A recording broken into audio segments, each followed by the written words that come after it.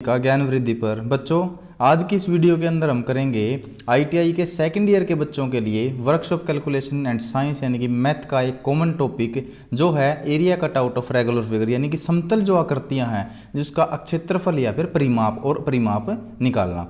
पिछली वीडियो के अंदर हमने त्रिभुज के बारे में हमने त्रिभुज का क्षेत्रफल और उसका परिमाप निकालना सीखा था। उसकी वीडियो का जो लिंक है वो डिस्क्रिप्शन बॉक्स में आपको मिल जाएगा। बच्चों, आज की इस वीडियो के अंदर हम करेंगे क्वाड्रिलेटरल यानी कि चतुर्भुज, यानी कि जो क्वाड्रिलेटरल इंग्लिश और हिंदी मीडियम दोनों प्रकार के बच्चों के लिए यह बिल्कुल उचित रहेगी। तो चतुर्भुज जो आपकी होती है, तो ऐसी कोई आकृति चतुर्भुज क्या होती है, तो पहले आपको चतुर्भुज का पता होना चाहिए। तो क्वाड्रिलेटरल क्या होती है?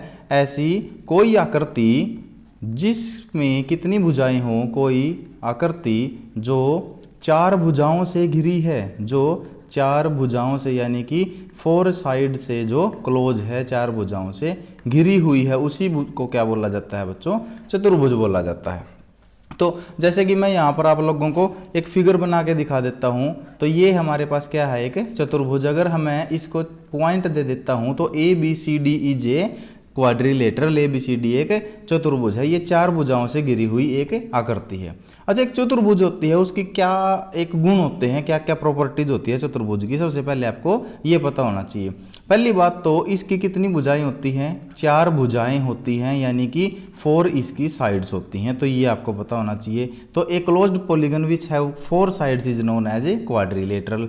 तो दूसरा हमारे पास क्या होता है? इसके अंदर चार कोण होते हैं बच्चों, चार ही इसके क्या होते हैं? एंगल होते हैं। तो ये भी आप लोगों को पता होना चाहिए। जैसे कि यहाँ पे एंगल ए है, एंगल बी है, एंगल सी है और एंगल डी है। तो ये कोण चार हो गए हमारे पास। उसके बाद है हमारे पास चार ही इसके क्या होते हैं? कोने होते हैं, यानी कि कॉर्नर्स भी इसके कितने होते हैं? चार होते हैं। वर्टिसेस हम उसको बोल सकते हैं। तो चार ही इसके कोने होते हैं। अब इसके पास बच्चों दो विकीर्ण होते हैं, दो विकीर्ण होते हैं, जिसको इंग्लिश मीडियम वाले बच्चे क्या बोलते हैं? डायगोनल बोलते हैं। तो दो इसके हमारे क्या हो गए? विकीर्ण हो गए। यानी कि विपरीत बिंदुओं को मिलाने वाली रेखा को ही विकिरण बोला जाता है। जो अपोजिट वर्टेक्स को मिलाती है उस रेखा को विकिरण बोला जाता है। ए को अगर मैं सी के साथ मिला दूं तो एक विकिरण आपका AC हो गया। अगर मैं B को D के साथ मिला दूं और एक विकिरण आपका BD हो गया। तो एक क्वाड्रिलेटरल एक चतुर्भुज के अंदर दो विकिरण भी हो सकते हैं। एक बिल्कुल इसकी बड़ी इंपॉर्टेंट गुण है, बड़ी इंपॉर्टेंट प्रॉपर्टी है कि चतुर्भुज के चारों कोणों का योग यानी कि सम ऑफ चारों कोणों का योग सम ऑफ फोर एंगल्स आंतरिक कोण, ठीक है, इसके जो अंदर वाले इंटरनल एंगल्स जो रहेंगे उनका योग हमेशा कितना होगा? 360 डिग्री रहेगा। यानी कि एंगल A प्लस में एंगल B प्लस में एंगल C प्लस में एंगल D में कर दूं तो ये हमेशा 360 डिग्री ही होगा बच्चों। तो ये बड़ा इंपॉर्टेंट है, तो ये आप लोगों को समझ लेना चाहिए। तो ये क्वाड्रिलेटरल की जो बेसिक प्रॉपर्टीज होती है वो मैंने आप लोगों को बता दी।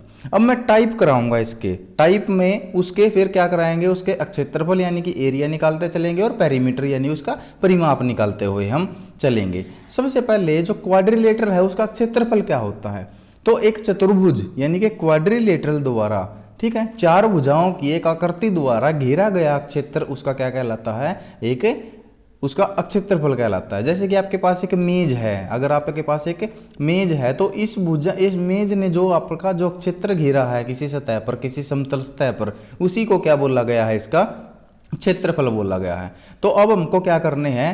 टाइप्स ऑफ क्वाड्रिलेटरल यानी कि जो चतुर्भुज है, यानी कि जो आपके पास जो चतुर्भुज है वो कितने प्रकार की होती है? तो चतुर्भुज के प्रकार आप लोग यहाँ पर सीखेंगे। उनके एरिया और पेरीमीटर निकालना भी आप लोग सीखेंगे। तो सबसे पहले बच्चों जो बिल्कुल कॉमन आप लोगों ने छोटी क्लासों से आप लोग सीखते आए हुए हैं वो चतुर्भुज है हमारे पास एक वर्ग, जिसको इंग्लिश मीडियम वाले बच्चे बोलते हैं स्क्वायर, ठीक है। तो इसकी डेफिनेशन आप लोगों ने लिखनी है। इसकी क्या डेफिनेशन है? एक ऐसा चतुर्भुज जिसकी कितनी भुजाएं होती हैं? चार भुजाएं तो होंगी ही होंगी, लेकिन चारों की चारों भुजाएं समान होती हैं। तो चार समान भुजाओं से घिरे हुई आकृति को उसको क्या बोला जाता है? एक वर्ग बोला जाता है। लेकिन इसके अंदर एक और कंडीशन है, इसके प्रत्येक कोण, इसका जो प्रत्येक कोण, वर्ग का प्रत्येक कोण 90 डिग्री का होता है। तो उसी चतुर्भुज को आप क्या बोलेंगे बच्चों? उसी को आप एक वर्ग बोलेंगे। अगर मैं इसको ए बी सी डी नाम दे देता हूं तो यहाँ पर जो A B is equal to B C is equal to C D is equal to D A, यानी कि चारों भुजाएं तो इसकी समान हो जाएंगी। अगर इसको ए भुजा मान लेते हैं तो ये भी ए, ये भी ए और सारी की सारी ए ही होंगी। समझ गए बच्चों? तो चारों भुजाएं क्या हैं? बराबर हैं। और प्रत्येक कोण कितने डिग्री का है? 90 डिग्री का है, यानी कि angle A is equal to angle B is equal to angle C is equal to angle D. प्रत्येक कोण 90 डिग्री का है, 90 डिग्री का है। तो ये आपका वर्ग है, यानी कि सुकेयर है। अब सुकेयर का आप लोगों को क्या निकालना है? अक्षेत्रफल। सुकेयर का क्या निकालना है बच्चों? अक्षेत्रफल। इंग्लिश मीडियम वाले बच्चे बोले तो एरिया। तो सुकेयर का जो अक्षेत्रफल होता है उसका फॉर्मूला होता है भुजा गुणा भुजा, यानी कि साइड मल्टीप्लाई में साइड, या फिर आप क्या बोल सकते हैं? साइड का सुकेयर, यानी कि जो उसकी साइड दी गई है अगर उसका हम सुकेयर कर दे, वर्ग कर दे, तो वो भी उसका एक फार्मूला होता है। जैसे कि अगर ये बोले कि किसी वर्ग की जो भुजा है, वर्ग की अगर एक वर्ग की भुजा 5 सेंटीमीटर है तो उसका अक्षेत्रफल निकालिए। तो उसका अक्षेत्रफल हमको पता है क्या होता है? भुजा गुणा भुजा, यानी कि अब उसकी भुजा कितनी दे रखी है बच्चों? 5, तो 5 मल्टीप्लाई 5 तो कितना आ जाएगा? 25 सेंटीमीटर सुकेयर। ये इसकी यूनिट है, इसकी इकाई है, यानी कि 25 वर्ग सेंटीमीटर उसका क्या आ गया बच्चों? क्षेत्रफल आ गया, उसका एरिया आ गया। अब आपको क्या निकालना है? उसका परिमाप। इंग्लिश मीडियम वाले बच्चे उसको बोलते हैं पेरीमीटर। और परिमाप को मैंने पिछली वीडियो के अंदर बताया था, क्या होता है परिमाप? उसकी जो बाह्य भुजाओं के योग को, यानी कि जो आउटसाइड बाउंड्री है उसका अगर सम कर दें तो उसको क्या बोला जाएगा? उसका परिमाप, यानी कि पेरीमीटर। अब इसकी बाह्य भुजाएं कौन सी है? ए बी प्लस में बी सी प्लस में सी डी प्लस में डी ए। तो ये चारों भुजाएं हैं, और चारों भुजाएं ही क्या हैं बच्चों? ए। तो ए प्लस में ए प्लस में ए प्लस में ए, तो क्या हो गया बच्चों? 4a। और हम इसका दूसरा बोल सकते हैं 4 गुणा में भुजा, 4 मल्टीप्लाई में साइड कर दें तो ये इसका फार्मूला हो गया पेरीमीटर, यानी कि परिमाप निकालने का। अब अगर वो बोल रहा है कि किसी वर्ग की भुजा 5 सेंटीमीटर है तो उसका परिमाप यानी कि पेरीमीटर निकालिए। तो हमने बोला है 4 गुणा में भुजा, यानी कि 4 मल्टीप्लाई साइड, तो 4 गुणा में 5 यानी कि 20 सेंटीमीटर उसका क्या आ गया? परिमाप। अगर आपके पास एक खेत है जिसकी भुजा 5 सेंटीमीटर है तो उसमें कितनी लंबी तार लगेगी उसका परिमाप फेंसिंग करने में, बाड़ करने में? तो 20 सेंटीमीटर की उसकी एक तार लगेगी। तो आशा करता हूं इस वर्ग से संबंधित, सुकेयर से संबंधित आपका कोई भी डाउट नहीं है।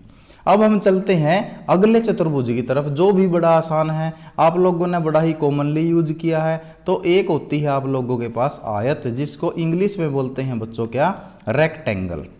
तो जो रेक्टेंगल होती है, रेक्टेंगल कैसी चतुर्भुज होती है? इसकी डेफिनेशन होती है कि एक ऐसी चतुर्भुज जिसकी जो 4 भुजाओं से घिरी होती है, जिसकी 4 भुजाएं हों, तो ये तो बेसिक होगी इसकी कंडीशन है कि 4 भुजाएं हों और आमने सामने की भुजाएं, आमने सामने की भुजाएं, या फिर आप बोल सकते हैं कि उसकी विपरीत भुजाएं, विपरीत आमने सामने की जो विपरीत भुजाएं क्या हैं? एक समान हैं, एक समान।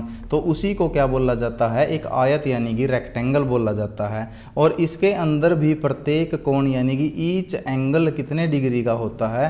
प्रत्येक कोण इसके अंदर भी बच्चों 90 डिग्री का होता है।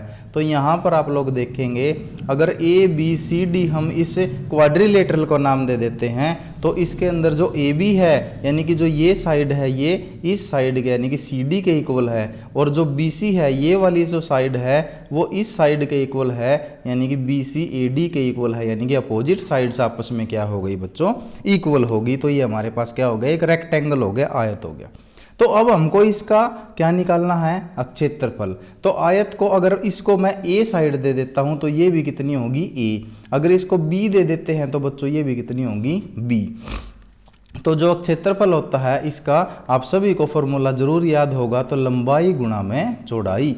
ये इसका क्षेत्रफल हो चुका है, किसका? आयत का क्षेत्रफल। एरिया ऑफ ए रेक्टेंगल, आयत का क्षेत्रफल। ठीक है, यानी कि लेंथ मल्टीप्लाई में ब्रेड्थ, ये इसका फॉर्मूला है। अब यहाँ पे लंबाई देखिए आपको कितनी गिवन है? b, और चौड़ाई कितनी गिवन है? सॉरी, लंबाई a गिवन है और चौड़ाई b गिवन है, तो a मल्टीप्लाई में b। तो ये आपका फॉर्मूला हो गया। अब मैं बोलूं एक आयत की लंबाई 5 सेंटीमीटर तथा चौड़ाई उसकी कितनी है 4 सेंटीमीटर है, तो उसका क्षेत्रफल निकालिए। तो क्या होता है लंबाई गुणा चौड़ाई, तो 5 × 4 करके 20 सेंटीमीटर स्क्वायर उसके क्या निकल जाएगा बच्चों, उसका क्षेत्रफल यानी कि उसका एरिया निकल जाएगा रेक्टेंगल का। अब हमको निकालना है रेक्टेंगल का परिमाप, बोले तो उसका पेरीमीटर। तो उसके लिए क्या फॉर्मूला है तो मैं बना के दिखाऊंगा। मैंने बोला है कि आपको जो परिमाप होता है, जो उसका पेरीमीटर होता है, वो उसकी आउटर बाउंड्रीज का सम होता है। तो कैसे निकाल लेंगे हम आउटर बाउंड्रीज का जो उसका सम है, तो आउटर बाउंड्रीज में एक तो पहले ए है, तो ए प्लस में फिर है बच्चों बी, दूसरी भुजा बी है, प्लस में तीसरी भुजा फिर ए आ गई, प्लस में ए और चौथी भुजा फिर बी आ गई है, ये रही।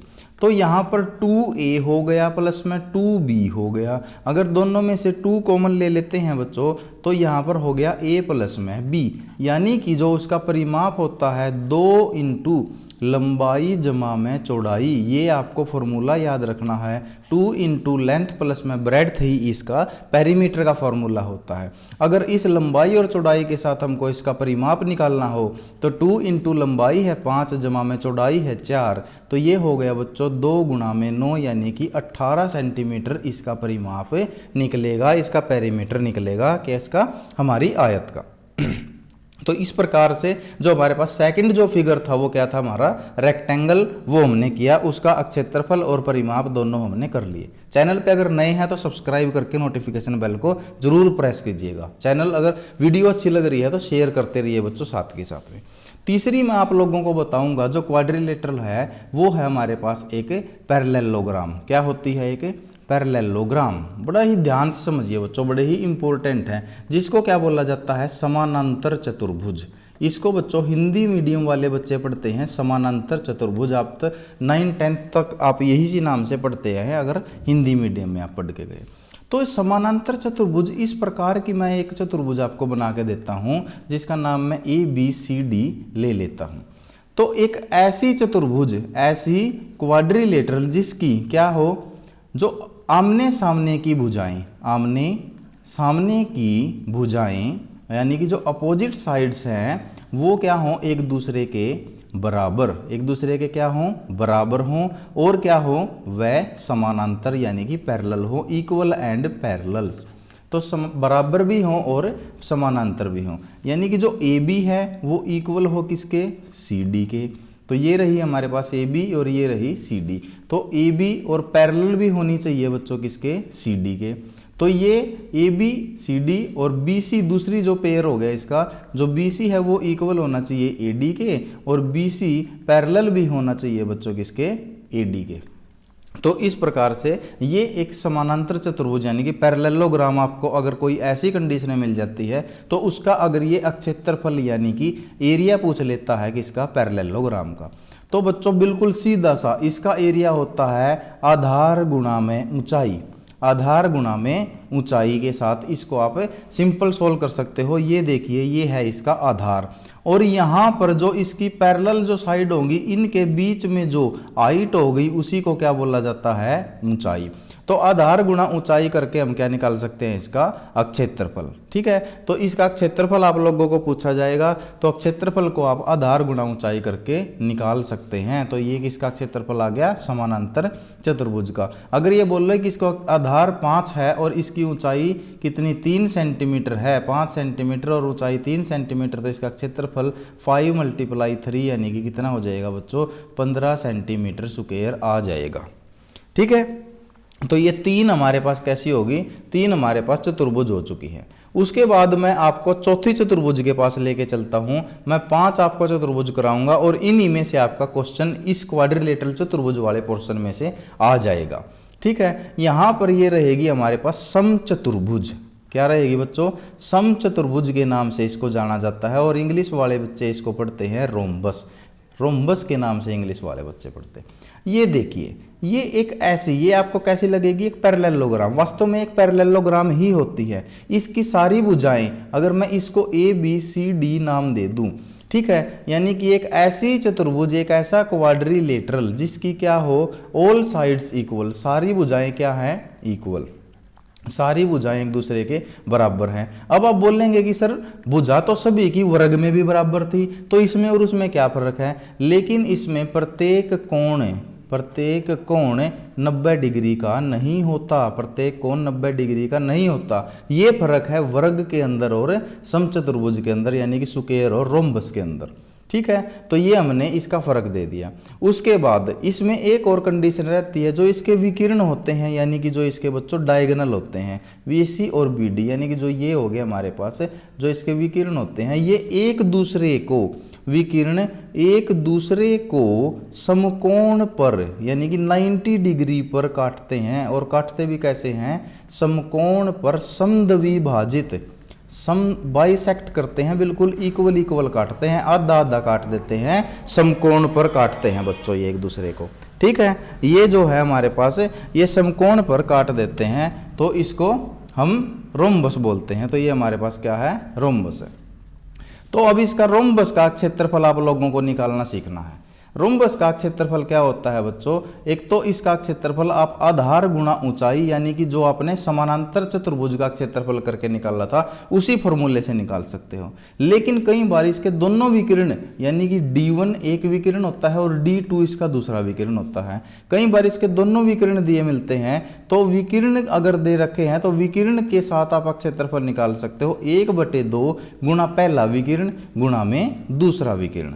ठीक है, तो इस प्रकार से दो तरीके से हम इसका क्या निकाल सकते हैं? क्षेत्रफल निकाल सकते हैं। जैसे कि अगर इसकी आधार दे रखा है 5 और इसकी ऊंचाई लेंगे हम बच्चों ऐसे बिल्कुल परपेंडिकुलर 4 दे रखी है, तो 5 गुणा 4 करके इसका सीधा क्षेत्रफल 20 सेंटीमीटर स्क्वायर हम निकाल सकते हैं। ये सेंटीमीटर में गिवन होगी। तो अगर इसका पहला विकिरण हमको दे रखा हो 4, ठीक है, और दूसरा विकिरण हमको दे रखा हो 3, तो हम कैसे करेंगे? 1/2 गुणा 4 गुणा 3, तो 2 से ये कैंसिल आउट हो गया, 2 पे तो कितना आ गया? 6 सेंटीमीटर स्क्वायर। तो इस प्रकार से आप विकिरण और आधार और ऊंचाई दोनों के साथ ही आप इसका क्या निकाल सकते हैं? क्षेत्रफल। फिर बचता है बच्चों इसका परिमाप, यानी कि पेरीमीटर। क्योंकि इसकी चारों भुजाएं बराबर हैं, तो इसका भी पेरीमीटर वही रहेगा परिमाप जो एक वर्ग का था, यानी कि 4 गुणा में भुजा। ठीक है, अब हमारे पास जो लास्ट हमारा चतुर्भुज बचता है उसकी हम बात करते हैं। लास्ट चतुर्भुज है हमारे पास कौन सा बच्चों? समलंब समानांतर चतुर्भुज। समलंब समानांतर चतुर्भुज, जिसको इंग्लिश मीडियम वाले बच्चे किस नाम से जानते हैं? थोड़ा सा लंबा नाम है, ट्रेपेजियम। किस नाम से जानते हैं बच्चों? ट्रेपेजियम के नाम से आप लोग एक आकृति को जानते हैं। वो आकृति मैं आप लोगों के सामने बना के दिखा देता हूँ। अगर आपके पास कोई ऐसी आकृति आ जाती है, इस प्रकार का कोई खेत आ जाता है, कोई क्षेत्र आ जाता है, तो इसकी आप कैसे निकाल लेंगे? ट्रेपेजियम। इसकी एक कंडीशन होती है, इसका एक जो साइड्स होती हैं अपोजिट, एक जोड़ा वो क्या होता है? भुजाओं का जोड़ा एक दूसरे के समानांतर, एक दूसरे के क्या होता है? समानांतर होता है, पैरेलल होता है, तो उसी को ट्रेपेजियम बोला जाता है। ठीक है, यानी कि जो यहाँ पे देखेंगे जो AD है वो पैरेलल है किसके? BC के। इक्वल की कंडीशन नहीं है, केवल पैरेलल होना चाहिए, वो भी एक जोड़ा, उसी को क्या बोलेंगे हमें? समानांतर चतुर्भुज। अब यहाँ पर जो इसका क्षेत्रफल निकालना है, इसका जो एरिया निकालना है, वो कैसे निकाल लेगा? देखिए हमारे पास दो भुजाएं हैं, तो ये रही एक भुजा, इसको A मान लेते हैं और इस भुजा को B मान लेते हैं, और इन दोनों भुजाओं की जो बीच की जो दूरी है उसको H मान लेते हैं। तो इसका जो है क्षेत्रफल 1/2 गुणा समानांतर भुजाओं का योग। समानांतर भुजा एक A है बच्चों, एक दूसरी है। 1/2 गुणा समानांतर भुजाओं का योग, यानी कि सम ऑफ पैरेलल साइड से गुणा में ऊंचाई, यानी कि मल्टीप्लाई में हाइट। ये इसका फॉर्मूला आ गया बच्चों एरिया निकालने का। देखिए अब जैसे अगर A की वैल्यू दे दे ये हमको 4 और B की वैल्यू ये दे दे हमको 7 और H यानी कि ऊंचाई की वैल्यू दे देता है बच्चों 8, तो इसका क्षेत्रफल कैसे निकलेगा? इसका एरिया कैसे निकलेगा? 1/2 गुणा समानांतर भुजाओं का योग। समानांतर भुजाएं हैं 4 और 7 गुणा में ऊंचाई वो है 8, तो 1/2 गुणा में 7 और 4 11 गुणा में 8, तो 2 से आप 8 को काटोगे 4 पे तो 44 सेंटीमीटर स्क्वायर। इस प्रकार से आप क्या निकाल दोगे? इसका क्षेत्रफल, इसका एरिया निकाल सकते हैं। तो बच्चों एक बार मैं दोबारा बता देता हूं हमने क्या क्या किया है। अभी समतल जो आकृतियां हैं उसका क्षेत्रफल और परिमाप निकालने में आज हमने चतुर्भुज का परिमाप और क्षेत्रफल निकाला है। और चतुर्भुज हमने 5 इंपॉर्टेंट चतुर्भुज ली है जिसमें मैंने क्षेत्रफल और परिमाप आप लोगों को सिखाए हैं। अगर यहां से क्वेश्चन आएगा तो इनसे बाहर क्वेश्चन नहीं जाएगा। आप लोग अपने नोट्स बनाइए, वीडियो को बार बार देखिए, अपने कंसेप्ट को क्लियर कीजिए। अगर चैनल पर नए हैं तो सब्सक्राइब कीजिए, आने सारी वीडियोज मैं आप लोगों के सामने लेके आऊँगा। ठीक है, आप लोगों की तैयारी बड़ी अच्छी हो जाएगी और इसी प्रकार से हम आगे की तरफ बढ़ते रहेंगे। वीडियो अगर अच्छी लगी है तो ज़्यादा से ज़्यादा लाइक कीजिए, शेयर कीजिए बच्चों, और चैनल को सब्सक्राइब करना ना भूलें। मिलते हैं नेक्स्ट वीडियो में नेक्स्ट हमारे टॉपिक के साथ। तब तक थैंक यू सो मच।